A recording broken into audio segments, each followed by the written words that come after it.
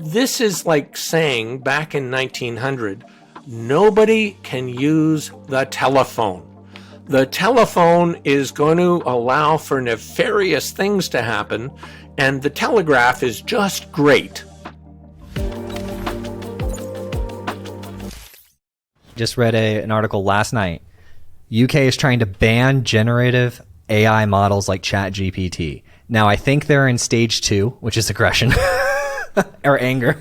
Because at first, maybe denial, then they introduced this legislation. I don't know what's going to happen. I just read the headline and maybe the sub-paragraph that they're introducing legislation to ban AI generative models like ChatGPT. Have you seen that yet? Because I think it just came out yesterday. So I haven't seen that yet, but one of the people I follow is Cathie Wood, who is... she's on Wall Street. She's a brilliant advisor. ARK Investments or something like that? ARK, A-R-K, and her primary fund is ARKK. And I hold ARK funds, and I think 2020, her fund was the best performing fund of any fund. And then in 2022, it was the worst performing fund of any fund, because as inflation went up, her everything tech-oriented and disruptive went down. But this year, now with 2023, she's back to 29% return in January. She's a big bull on Tesla. I'm a big bull on Tesla. And let me tell you, at the start of January, I loaded up on Tesla. When it was at a PE of 30, oh my God, I bought as much Tesla as I could. So, and I've seen it like 100% return in 30 days. So it's not bad for an annualized return, 100% for 30 days. But the point of ARK and the point of Cathie is she just released her new study with her brilliant analyst team called Big Ideas 2023. And in it, she looks at coding and AI. And the bull case that they come up with for coding is a 10x increase in productivity for coding by 2023 using AI. So back to your question, let's assume that the UK bans the use of generative AI for any company in the UK. First off, the problem is companies leave the UK. Just like they decided to leave, the EU and they had no idea that Brexit would hammer their economy.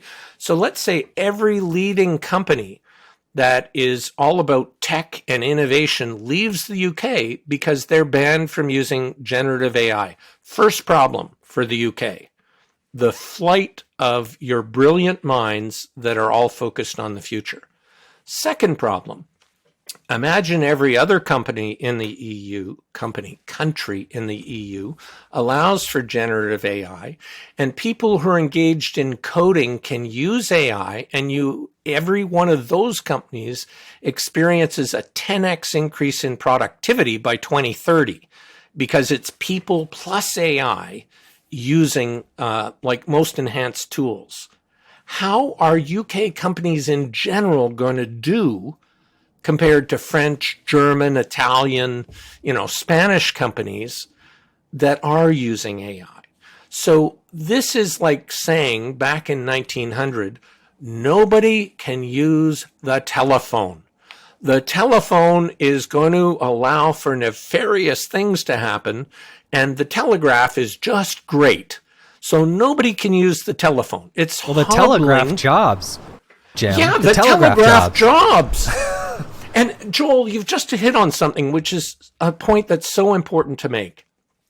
Here in North America, in 1867, 80% of jobs were in agriculture. Today, it's less than 2%. And so there were huge protests about farm automation. If we start using combines and tractors instead of horses pulling plows, we're going to lose jobs. Think about all those horse handlers who are going to lose their jobs on farms. So from 80% to 2%, we have survived farm automation. But what is certain is jobs changed, companies had to change, Society as a whole had to change. And so really, this is a story not about the technology, in this case, generative AI. It's a story about change. It's a story about innovation. It's about culture. It's about mindset. It's about training. It's about upskilling people. This is where the rubber hits the road. Yeah, and people try to hold on. You remember when all those ships were hanging out in the sea because they couldn't get processed in the ports? Well, after about the third week of me seeing this on the news, I said, let's do a special on this. So I started interviewing different technologists that understood all of this world. And here's what I found. The unions in these ports don't allow the technology for the port to be automated. The port could be fully automated, like 99% automated with all the cranes doing everything, taking it off the ships. But the unions had prevented these technologies from being implemented to keep the union workers' jobs. And then that created this massive problem. Meanwhile, you got all these other countries who have just fully automated their ports and they're not having these problems. Exactly. So this is an example where mindset or culture or historical relationships actually hobble an entire nation, because then it's not just the ports that are a problem. It's all the retailers who are depending on inventory. It's the automakers who now can't assemble. Do you know that there are tens of thousands of Ford F-150s sitting on a lot because they're missing a 1-inch semiconductor? You can't sell your $75,000 truck because you don't have the semiconductor that makes the windshield wipers work, right? So boom. Now, how does rethinking and innovating look, and what lesson can we learn from this logistic and supply chain nightmare? Well, the average gas car has 2,000 moving parts. The average Tesla has 20.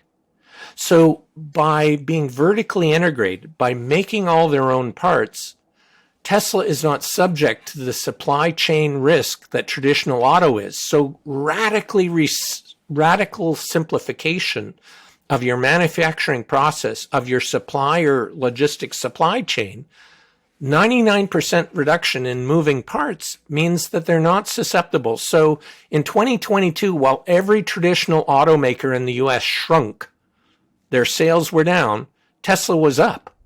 So like this rethinking your business model, not just about the tech, about the business model, has radical implications on risk, on CapEx, on marketing, on sales. And we have to rethink these things because there are all these legacy problems like the unions in ports. And unions themselves are not the problem.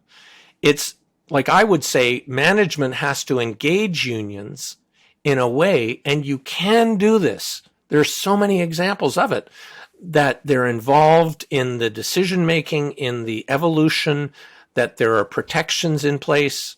So I have case studies from my early books about unions and people who were involved in really profound change initiatives. And when they were involved, they understood the problem, they bought in, they created the solutions, and therefore they didn't go through the fear and denial stages of the 5 stages of death and dying. And they were on board supporters of the change.